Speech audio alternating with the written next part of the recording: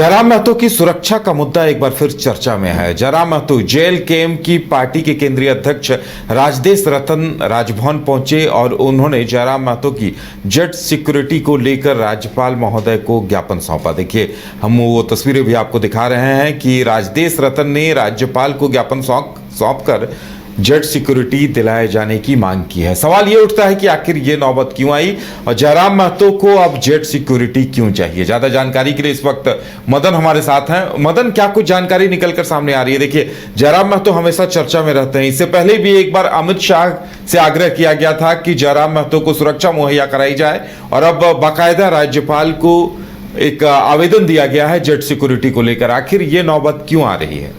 बिल्कुल, देखिए, आज राजभवन पहुंचकर जेएलकेएम के प्रतिनिधि मंडल ने एक ज्ञापन सौंपा है राज्यपाल को। और दरअसल ये नौबत इसलिए आई है क्योंकि 10 दिनों पहले ये बताया जा रहा है कि गृह मंत्रालय को एक पत्र भेजा गया था जिसमें कि जेएलकेएम के अध्यक्ष और विधायक जयराम महतो को जेट सिक्योरिटी दिए जाने की मांग की गई थी। लेकिन उस पर एक तरह से संज्ञान तो लिया गया और वो तमाम सबूत के तौर पर मांगा गया जो आखिर चीजें जो है क्यों बढ़ाई जाए, सुरक्षा की व्यवस्था क्यों बढ़ाई जाए।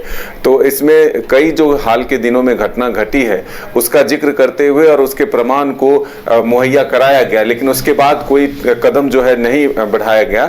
ऐसे में आईबी के तरफ से जो रिपोर्ट है वो फिलहाल नहीं आया। तो अब एक कदम और आगे बढ़ाते हुए जेएलकेएम के पदाधिकारी जो है वो अपनी चिंता जताने के लिए राज्यपाल के पास पहुंचे और आगे भी रणनीति बनाए हुए हैं कि कुछ दिनों के बाद मुख्यमंत्री और डीजीपी से मिलकर इस चीज की मांग करेंगे।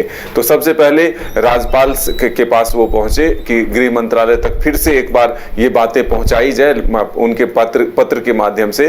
दरअसल देखिए, वो उन्होंने ये कहा कि जयराम महतो जो हैं वो गरीब और शोषितों की आवाज को उठा रहे हैं और इसे में उनके पीछे जो है कई तरह के लोग लगे हुए हैं, चाहे वो कोल माफिया हो, जमीन माफिया हो या फिर अन्य तरह से जो धन अर्जित करने वाले लोग हैं जो गरीबों को सता रहे हैं।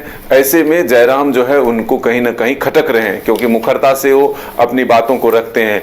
ऐसे ही बीच में ये भी कहा कि जयराम महतो खुद जो है स्वाभिमानी व्यक्ति हैं, वो सरकारी सुविधाओं का उतना उपयोग करना नहीं चाहते हैं, कम से कम सुविधा जो है उन्हें चाहिए।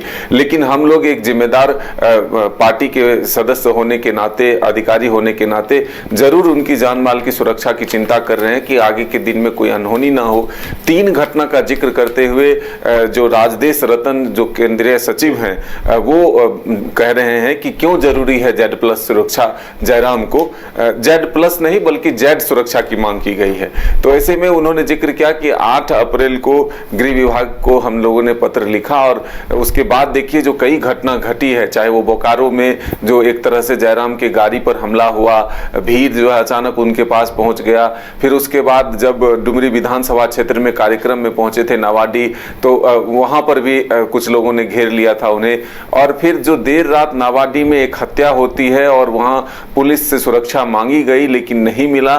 फिर अकेले अपने जान को हाथ में लेकर के विधायक जो है उस घनघोर जंगल में नक्सल प्रभावित क्षेत्र में पहुंचे और जयराम महतो से हम लोगों ने भी बातचीत की थी। उन्होंने उस आपबीती को खुद बताया था कि क्या भयावह मंजर था, रुएं खड़े हो गए थे शरीर के डर से, इतना भयावह तस्वीर था वहां का। रात के 1 बजे वहां जो है अकेले गाड़ी में डेड बॉडी पड़ा हुआ था और उसको वो वहां से फिर पुलिस को बुलाए, आधे 1 घंटे तक वहां इंतजार किए, फिर वहां आगे की कार्रवाई बढ़ी।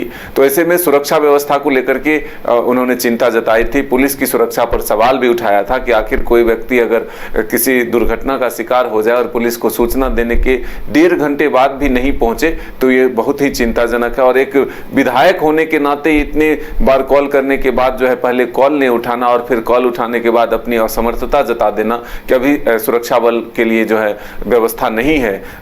तो ऐसे में कहीं ना कहीं उनको अब ये लगा है, उनके पार्टी को लगा है कि सुरक्षा की व्यवस्था जो है चाक चौबंद की जाए ताकि जो गरीब आम लोगों के लिए जो आवाज उठाते रहते हैं वो बुलंदी से उठता रहे।